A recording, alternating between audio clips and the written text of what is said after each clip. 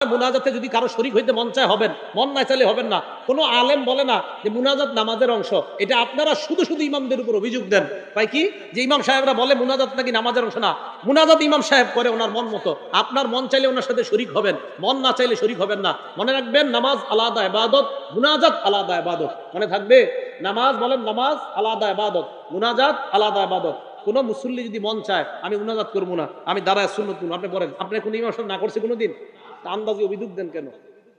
এই জন্য আপনার এরপরে যদি মন চায় উনি মুনাজাত করলে, আপনার মন চাইলে ওনার সাথে মুনাজাতে শরীক হবেন, মন না চাইলে শরীক হবেন না। যদি কোন কোথায় আলা ইবনে হাজরামি রাসূল সাল্লাল্লাহু আলাইহি সাল্লামের সাহাবা ফজরের নামাজের পর মুনাজাত করছে, অন্য যারা সামনে ছিল তারা আমিন আমিন বলছে। তারা কি বলছে? আমিন আমিন বলছে। এটা বলার পরে এখন কি বলবে জানেন অনেকে? হুজুর উনি তো ক্ষেত্র বিশেষ মুনাজাত করছে। অনেকে বলবে কি ক্ষেত্র? তখন বলবে আলা হাজরামি, নবীর সাহাবা আলা হাজরামি তখন বিপদ ছিল খুব, ওই বিপদ থেকে মুক্তির জন্য ফজরের পরে মুনাজাত করছে। আমি জানি এই কথাটা অনেকে বলবে যে আলা হাজরামি বিপদে ছিল, বিপদ থেকে মুক্তির জন্য মুনাজাত করছে। আমরা মুসলমানরা কি কম বিপদে আছি?